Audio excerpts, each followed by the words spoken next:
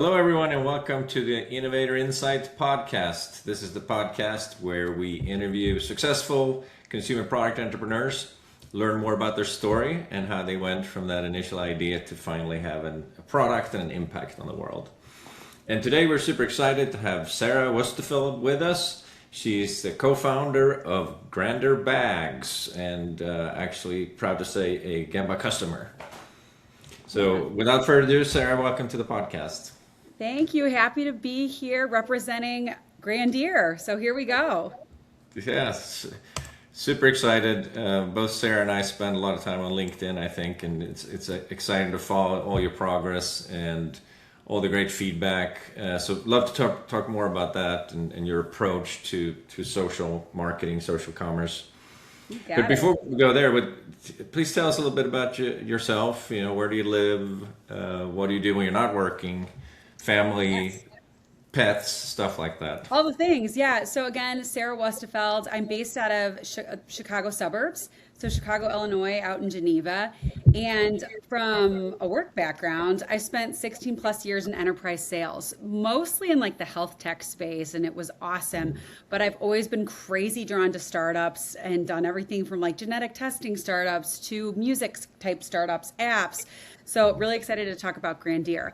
But personally, I'm a wife and a mother. I have 3 kids. They are 8, 6, and 5, and they are literally my inspiration. And I think for me personally, when you become a mom, time management is amazing.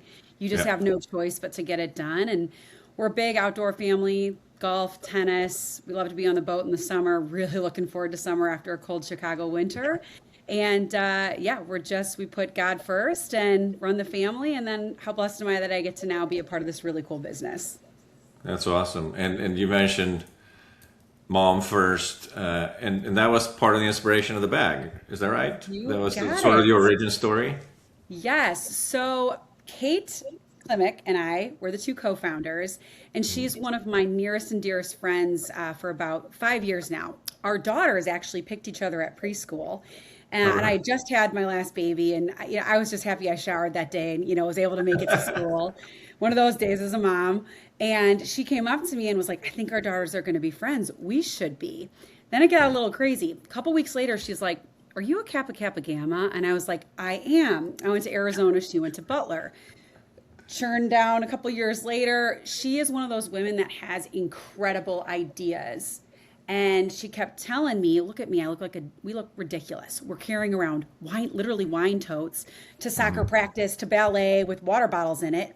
And we're like getting judged. Probably shouldn't have this wine bag on the sidelines. And we've got 10 bags as moms.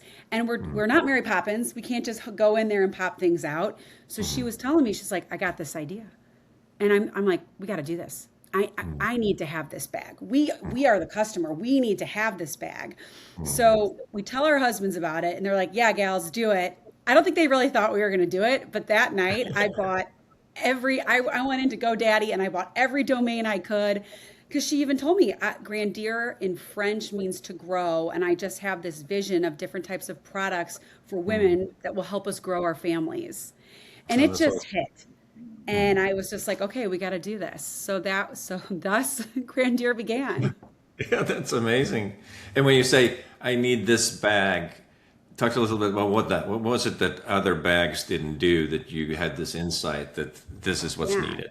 So our first product is a quote unquote traditional tote bag. And most women, especially in the demographic we're selling to, have on average 11 different bags, from your purses, your satchels, your backpacks, your diaper bag. A lot of them have the same problems. It was so cool. I love the market research. After we interviewed 340 women, they came back with the same 17 issues. Bag was tipping. There's not enough pockets. In the pockets, there's not enough space. Everything gets lost. If something spills, I can't wash it. I could go on and on. Those were some of the main ones, though, where we were like, no, we need dividers. So we literally did like that classic wine tote divider in the middle of the bag. So that you can put water bottles, you can put your coffee cup, you can put wipes, put your first aid kit, put all the things. And most of us carry a separate little bag for ourselves, put that in the side. So even when you're driving, you're not digging. There's actually a straight compartment you can put your hand in without looking. And so that was how we were thinking about it was, and Kate is so meticulous. Her background, she's a doctor of pharmacy. I couldn't build this bag. I got to watch her do it make it from construction, like literally graph paper to construction paper to then going to the tech pack. It's awesome. That's great. And so tell me more about that. You talked to 340 potential customers? Yes. Tell us more about that. At what stage did you do that, and how did you do it? Yeah. So as Kate was, and this is only a year ago now, like we moved fast. So when we were doing this, she was like, I said, you get in your office, you design, go do that. I'm going to handle finding Gemba. I'm going to handle all of these different pieces. I'm a traditional, I love hunting. I love the hunt. And so, and being as a part of different startups and you work in so many different capacities, you're the CEO to the janitor when you're in startups. And so, as you know, and so I was like, right away, we're going to reach out to our closest friends.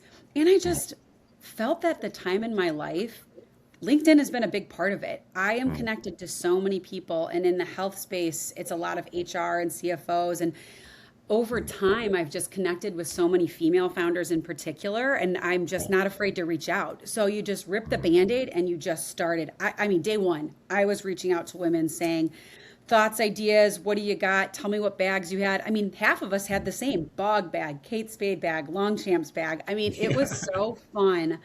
Just because, like, the coolest part about this, too, is, like, even if we didn't sell another bag, Kate and I use this every day. Like, this was made for us. So we were like, it's us. We're the client.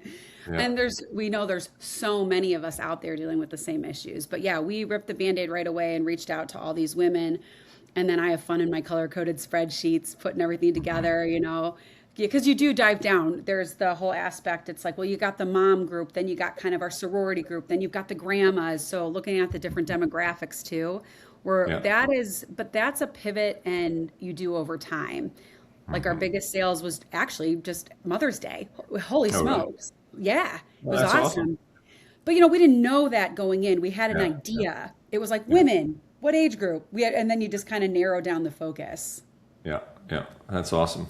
And all these interviews, did you actually do them in Zoom or in person or Great question. There were more than half were like text messages, sent us a quick note back, LinkedIn messaged me.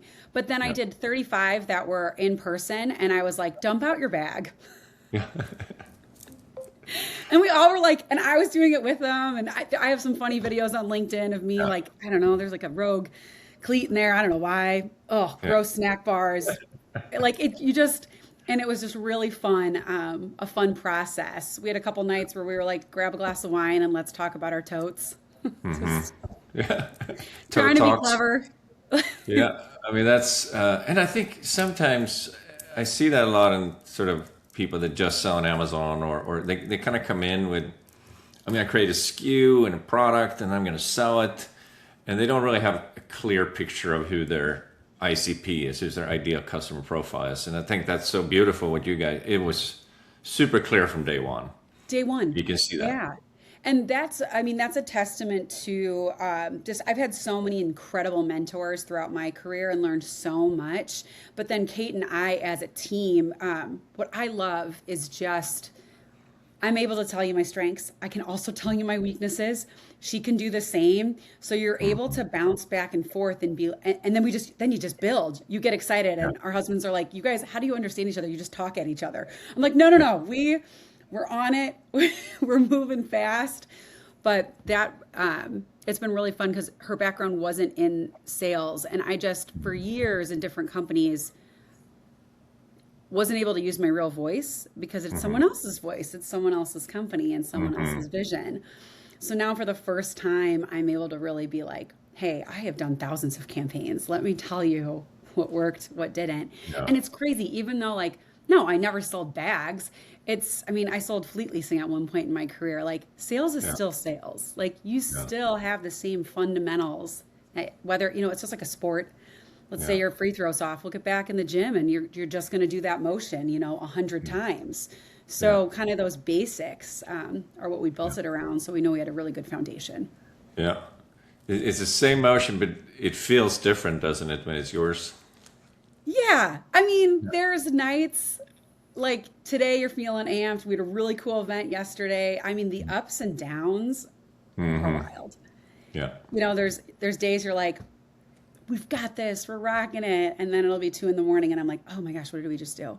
Oh my gosh, we just spent so much money. Because right now it's just Kate and I. Like it's just the two of us. We have not taken any money from investors. There's been some opportunities, but we're keeping it's us. So it's very raw. It's very exposed. Yeah. But yeah, we just keep saying you got to give yourself a little grace and space. And I've had some busts in some startups I've worked with, but they're not really busts. I look at them like learnings. And that's kind of where I'm like an eternal optimist. I'm just like, hey, we're going to pray on this. We're going to keep moving forward. And something's going to pop. Like we're going to do something big. And I it's, but day at a time. Yeah. Well, so many great lessons there. I mean, I'd say one, what you just last talked about there, the perseverance and the ups and downs. And I think I hear that from every founder, CEO I talk to. You know, it's something that you may not expect when you come from a sort of a regular job and you become an entrepreneur for the first time. There's a lot of ups and downs. There's a lot of 3 a.m. in the morning, you wake up sweating and it's like, oh my God, what are we going to do about this? Yeah. I mean, and they're highs and lows. Oh, pardon me. Yeah. It's, No. well, I'm really fortunate. I have one of my brothers was in the startup world out in LA for a long time with WAG, like a dog walking thing. And then he did his own thing with music. And I was really integral in helping him get to where he needed to be. So I got to work on the investment parts. I got to see him every day with the struggles and the pitfalls. And because there's so much that founders, you feel super alone. And through that experience, huge grateful to the Irish Angels. It's a Notre Dame network that have been such great mentors. Like I think finding the right mentors, also Glenn Argenbright, he's at Quake Capital. Like I've surrounded myself with such good individuals who have coached me through this, that this journey in particular, it's like, you're never ready, but you just got to, like I said earlier, rip the Band-Aid and go for it. And, that helps it not be as lonely. And I do a lot of reach out on LinkedIn, a lot of founders. I'm like, hit me up. I know you feel alone. Sometimes I need to pick me up too. Like, let's talk. And then you realize we're all struggling with the same things, but you also can learn from each other and know like you're not alone and you're doing something so cool. Yeah, that's great. And another thing I want to highlight that you mentioned is, picking the right co-founder. It is so important. I mean, I've been to so many, I'm always part of some kind of CEO forum or group, and I'd say that is the most common problem or issue that comes up is that, if you didn't have the right co-founders or co-founders issue, or you grow apart as the company grows. And the fact that you've found someone that has complementary skill sets, and it sounds like you kind of finish each other's sentences. That's a beautiful thing. Thank you. I wouldn't have done this at this point in my career if it wasn't, because I have chosen poorly. Again, they were all learnings, but you do look back and you were like, oh my goodness, holy smokes. And I think both of us were just such a growth mindset. Not just, the thing is, it's like not just growth of like Grandir and selling bags. It's the growth of who I am as an individual. And we're really big into, if I can make a 1% improvement on who I am every day. And again, it's not just the company, it's with our kids. I mean, we put our families first, and we do not run like a traditional startup. We can't. We don't have the capacity to do that. I mean, pickups at 2:30. Like, that's it, man. Like, I'll get back online later. So that's what's really cool too, is we're so in the same space with our husbands and our kids and everything that we're doing. It's, I had to call her last week and I was like, I got to pick up Abigail. She's got strep. Then I was like, I got to pick up Sybil. She threw up. Like, oh my gosh. Like there's just a whole nother layer, but it's just really guided us and put us into perspective of like how we can be empathetic and continue to grow and not be, and that was a tough part for me coming from high level enterprise sales was like the structures, the quota, the this, how many phone calls did you make, to being like, hey, we can be in control, but do this on our schedule. Yeah. Yeah. Yeah. And the grace and the flexibility and maturity to be able to see that to have your priorities straight and then give each other the space that's needed to do what's very most important before you do this. Yeah. But it also seems it fits perfectly with the brand too, right? You are moms. You're going through. You're living the dream. You're living the life Yes. of the person that needs this bag. Yeah. Yeah. That's been just so cool. And Kate always says this: people get the bag, they get it, but then when they actually have it, it's been so awesome. I mean, we'll have gals that were like, "Oh, I just went to my bar class." And 5 gals came up to me and were like, where'd you get that? That's an organized bag. And so we really have some cool focuses on, a couple different areas. Regionally, we are moving hot. We were just in a really cool feature for like our Tri-Cities area where there's just so much happening regionally. And I've been working with Kate to explain that because, again, with my background, I'm like, she is Miss Geneva. People know her. People know her beautiful family. I'm like, let's go for it. But then we're also focusing on, I do a huge national push, which takes more time, again, on enterprise. And it's really fun. We're focused on like the sorority piece will be in our sororities magazine in a week, the national one. Oh, that's great. Super exciting. And then the other piece that we're super excited about, because we do love wine for real, is partnerships. And we just partnered with a winery that's going to be like, we're their wine bag now, and they've got their logo on it. And if you're part of their wine club, you get 10% off with your Grandir bag. So that's just so great. Really thinking about, because we are the brand. And Kate and I are the ones going to this winery. So we were like, you should have our bag. So we're just really being thoughtful to create it around how our lives are. And then from that, it's just kind of like we're doing it with like such goodwill and intention. And we really do believe that's the best way to build this brand. Yeah. Yeah. In some ways, I think it's the only way to build a great brand, to be present. I think it's super smart what you did. Of course, you have grand goals and you want to go national, maybe global, but to start local, I think is so smart because you get to talk to the store owners and be in the golf shop or whatever it is, and get real time, real life feedback at the yoga place or whatever it is. I mean, our bag fits a pickleball set. That when we did that on purpose, like it's blowing up. So even just calling those pickleball clubs, and to your point, the golf shops. We had a meeting yesterday with about 15 different groups that are going to be considering, how do we do this?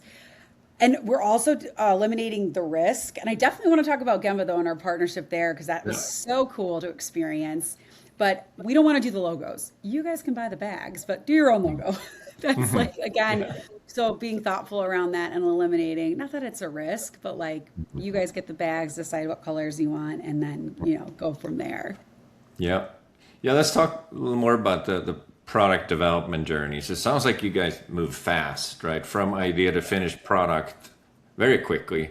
Yes. Can you walk us through sort of what were the steps there? Yeah. So again, the timing of it was just wild. We were both just ready for it. And when the night I bought like all these domain names, I was like, okay, next step, you get in there and design, like make it perfect. And I was like, my next step, I was looking for someone like you guys. I was like, we have to figure out, and tech pack. So my, let's call it my starter kit, was going into GoDaddy, going into Canva, going into looking for Gemba, working with Fiverr, and then knowing that we were going to do Kickstarter. I knew those were like the things I needed to get going right away to start building the brand. So I was building the brand from like a branding logo perspective, looking for someone from Fiverr to start all of that process, because we already knew we had that vision board. We knew that. Then it was Kickstarter, we knew was going to be coming in November. But from a Gemba perspective, I spent 2 weeks looking for different groups. I spoke with 11, 12 different groups. And then after those calls, again, I used my network, but it was one of my sisters. So one of my sisters was a fashion designer in New York for 13 years, and she still lives in Manhattan. Now she sells Adobe, which is so fascinating because she was designing off Adobe. and now Yeah. she sells the product she was designing off of. I digress, but she saved us probably 3 years off our life, Oh, wow. talking to us about what countries to have it built in, where to go. When I showed Gemba, she even was like, this is one of your top three, how they're thinking about it, how they're going to build this product, I loved that I knew I could reach out to your team members and they would respond quickly. There was an AI chat. It was human contact and direct, like we need that. Like you have to know me and Kate. You have to know Kate and I. Yeah. And because that human connection is number one for us. If we don't have that with the vendor we're working with, like we don't want to do that. Yeah. So then we had our first couple calls, and I am not shy. So I literally reached out to, Hillary Black and team and was like, no, I want to meet with all of you before we do this. Yeah. Did it. And we then went to Fiverr. They created our tech pack. That gal was awesome. Shared it with them. And then we were like, no, there are no changes. This is what we want. And so it was really fun. We moved quickly, and we were like, we did start with the don'ts. And it's a lot of times like, it's like, this is how I view it. It's like every day you got to make dinner so, and you ask your husband, you're like, instead of what do you want? What don't you want? So that's kind of how Kate and I, tell me something. You don't want burgers? Great. You don't want pizza? Okay. So that was kind of how we viewed this. We were like, hey, for us personally, we did not want to have the product out of China or out of India. So we went through and we're like, oh, wow. Okay. It's Vietnam and Korea. That is the fabric we want. We wanted it to be and you guys did amazing. You also moved quickly and found us facilities. We worked with the facilities and talked with them. We wanted them to have like military grade products because it was really important. Our bag is beautiful, but it is functional. I mean, that thing can't rip, it can't tear, it can go in the wash. Like It's got to hold 6 wine bottles. That's right, baby. Like, so that process, we pressed. We put your team. We put them under the fire or over the fire, however you want to say it. But the relationships, like they like working with us, we like working with them, and so that's when you want to collaborate and do good things. Yeah. So, Well, thanks for saying that. I really appreciate it. of course. This is a dream come true for us too. We love working with entrepreneurs and help them turn ideas into awesome new products. So it's so exciting to follow your journey. I'm sure our listeners are eager to learn, what did you do once you had the products are defined? It's now you're starting to see the path. The product's going to arrive at a certain date. How did you think about the months leading up to the launch and then after the launch from a marketing perspective? I love it. So before the marketing perspective, so there were like two sides. I was managing the marketing, and Kate was managing the production. It took us 4 tries to get the golden sample, which we think is pretty good. Like it could have been a lot worse. But that was awesome to see that happening. So as the production was happening, though, we had strong goals. We went in and we were like, we want this product, at least the first part of it, by December, which gave us like 6 months. So we moved fast. Yeah. But in those 6 months, I really, I did a lot of talking with my mentors and my advisors, and just was like, what's our best path? And we all agreed Kickstarter. So it was a lot of building around there and using my different socials, but also like I made phone calls to like friends I never thought I would have like connected with, had it been for this, and just started sharing our real story. And so for us, like everything I'm talking about today, I just story told and was like, Kate's amazing. This idea is incredible. I cannot believe we're doing this, but we're really doing it. You're going to love it. I know you had your second baby. So it was just real and authentic and calling everyone and doing these touch points and saying, look out for us, subscribe to our newsletter. Kind of just preemptively, like we would tease people with showing part of the tech pack. Showing what it was on construction paper, like just sharing the real journey of what our house looked like. Cause we work in I'm in my room right now. Like it's not, it's not traditional. I'm not in an office. Like half the time, oh my gosh, we met with a manufacturing, like a production group here, just cause we were trying to learn everything we could, brought a baby to a meeting and, we posted about that. So a lot of the marketing was just around our real story. Hmm. And I think in 2026 and moving forward, there's so much, AI and there's just such big companies, but I think Yeah. so many of us are drawn to human interaction. And Yeah. COVID really screwed that up for a lot of us for a long time. And I think we really, really want that back. And we're Yeah. missing that community. And so that was from a marketing perspective, it was real and authentic. Hmm. And then we didn't even have our bags when we started the Kickstarter campaign. Yeah. Yeah. So that was just like a good show of faith, and it was really cool. We hit our goal in 6 hours of being open on the platform. Wow, that's awesome. So yeah, it was amazing. It was amazing. And it was just, people I didn't expect, and that's a cool thing about founders. I don't think we talk about. Sometimes it's the people closest to you that you don't get the support from. And then it's like Yeah. this whole other group of people that you're like, Yeah. no way. I had no idea I impacted them with that Yeah. story. So, a lot of moving parts, but most of it was just straight authenticity and just sharing the Yeah. real story of how we were building this. Yeah.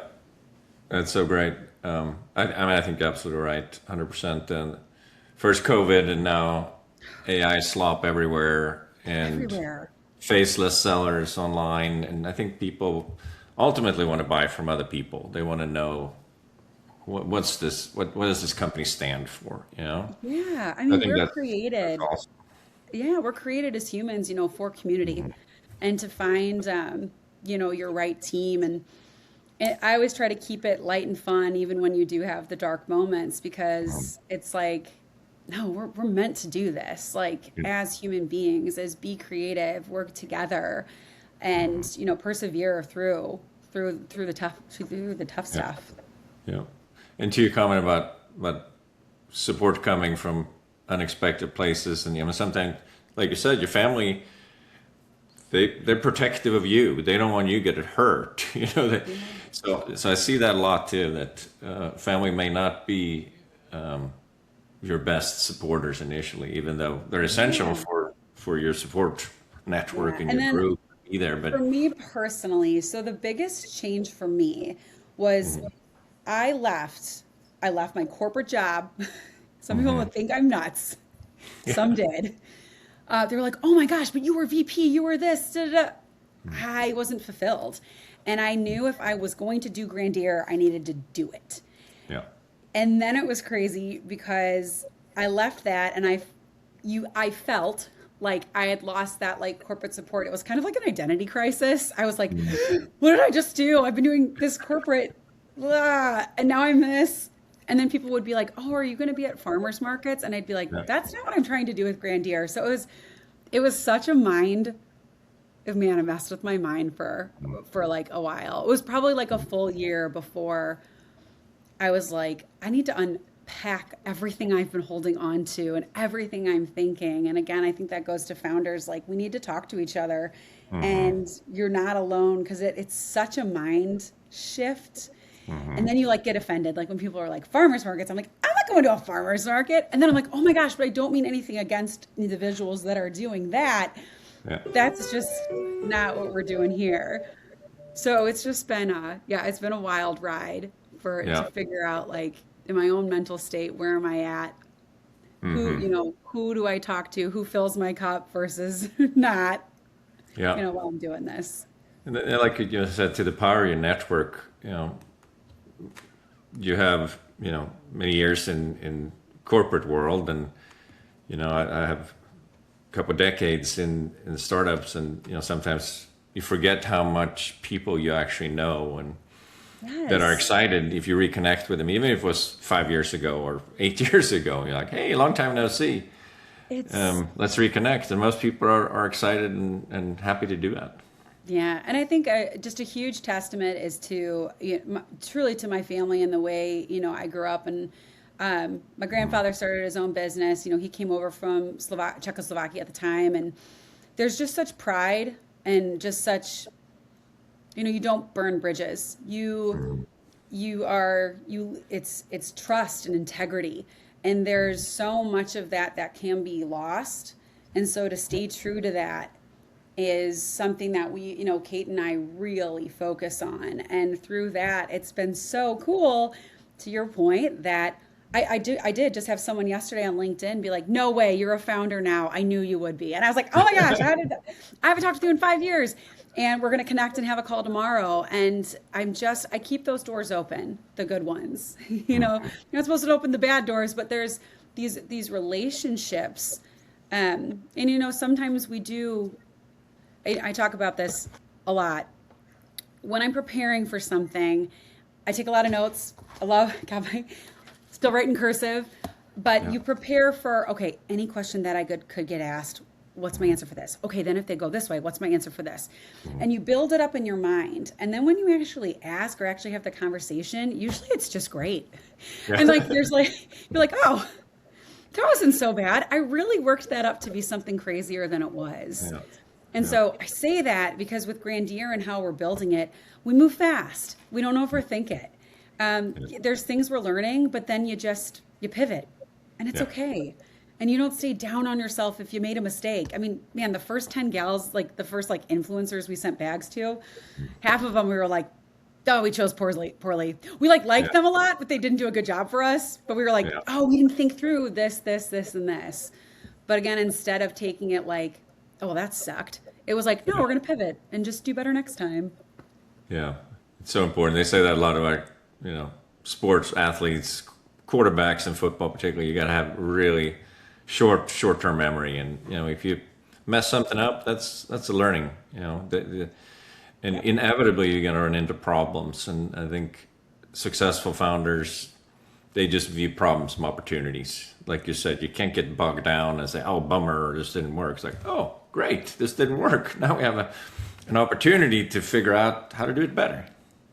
There's been a couple moments, we're so resilient in different ways where I'll start laughing and Kate's like, why are you laughing about? This is detrimental. And I'm like, oh my gosh, no, this is hilarious. Like something as silly as, I sent out a campaign once, and on accident, it wasn't to a lot of people, but I put their last name first and it was like, hey, Wustefeld or whatever. And I was like, oh. I sound like an idiot, but you just kind of view it lighthearted. And I do think that's helped.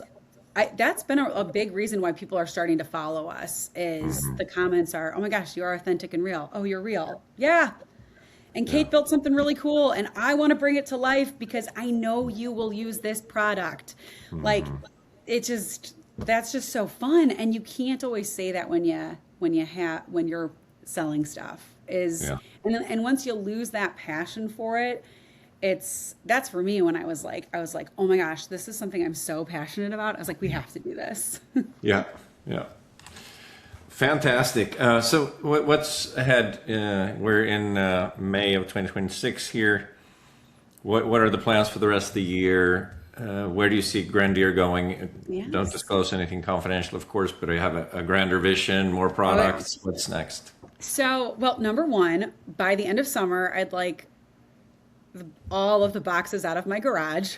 Right now, that's where we're at. We know where we want to go, but we were like, we got to get rid of this first round, then put in our second order. And then we do have our second product it's designed. We want to place that order by the end of summer too. So the two big goals from that perspective is everything we had ordered originally, we want out the door, put in the next round, and then put in the second bag, which is great. So that's kind of like that next 6 months, 6 to 12 months. But then big goals. For those that know Bog Bag or Hulken, two awesome brands and amazing female founders. I respect them and love them so much and have followed them for years. I want to Bog did it in about 8-9 years. Hulken did it in about 5-6. I believe we can do that in about 5 or 6 years, this is your utility everyday bag. You are using this. Everyone has one. When you talk about bags, especially with moms, we have the same slew of bags. The Grandir Pret Tote needs to be one of them. So we're going to keep pushing, keep working on it, and really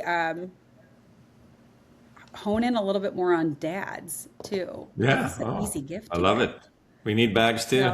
You guys need bags too, but you also got to buy them for your ladies. So it's yeah, it's a lot of fun. I mean, we're guerrilla marketing right now, straight up, and by the end of this year too, we'll consider bumping up that marketing spend. But I still believe we have quite a bit of runway for that like low hanging fruit guerrilla marketing. We have not tapped into it, and I have made the mistake in the past with some other founders where you just really think, I need that SEO, I need this, we're going to spend money here, and then it falls flat. So I'm like, no, we're going to keep rolling with our guerrilla style.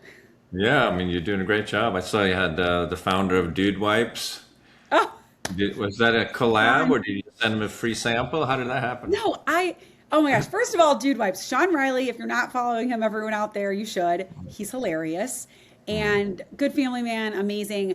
So he's in the Chicago area, and I always knew this, and I've been following him for years. But again, I'm not shy. I just hit him up. I was like, I want a competition. How many Dude Wipes can you fit in your bag versus how many I can? That's all I said. And he was doing these posts about trying out new founders and supporting them. And then he messaged me back, and I was like, tell me what color bag your wife wants. Hilarious. So he was like, I can fit 10 bags. And he did the video. And then he was like, wait a second, my wife just did it. She could fit 16. And I'm like, yes, a mom for the win. So yeah, that was just really cool. There's been a couple others, Claire Coder over at Aunt Flo. Right now working with a really cool founder out of Atlanta, Camply. It's an app for, really awesome app for moms and dads to go on to help kids with like help their sport camps and get everything prepared for the summer. So again, I'm just reaching out on LinkedIn, and it's at this point, you know, I'm not just throwing stuff on the wall. I've done this enough in my career where it's methodical. These are people I've followed for years. Every touch point is like a, holy smokes, your last post was hilarious. I love, you know, whatever. I take a lot from my book from Sarah Blakely, who did Spanx and now Sneaks. She's like totally my top role model for this, and did it from literally her own $5,000. And that's like Kate and I. It's like we looked at our husbands. We're like, you guys invest in stuff every day. And now it's time to you're investing in us. So yeah, it's pretty awesome. That's great. All right, we're at time here. Before we wrap up, can you give any advice we have a lot of listeners that either want to be entrepreneurs or just starting out? What are some of the key things you would share with them? Yeah. I mean, number one, just take a deep breath. You know, it's if it's something you're passionate about, you can do it. Number two, don't be scared to reach out. Like, not just to me, but to anybody, and ask questions. I just really think there's no dumb questions. You don't know what you don't know. And then number three, you're going to have to pivot, and that's okay. Like, that's totally okay. Like, pivot is the name of the game. And I think the last, like, fourth and final is just like, if and when you do get discouraged, because you will, just know that, like, this is the dream. This is so cool that we have the ability and the ideas, and God gave us these awesome gifts to go and create. Yeah, that's great advice. I mean, you're doing so many things right. I love what you said about really understanding your customer. You know, picking the right founder is huge. Working with mentors, and the guerrilla marketing that you're doing. So many great lessons. Sarah, thank you so much for taking time, and best of luck in what's ahead. Absolutely. Well, have a great week, and thanks for having me. Thank you.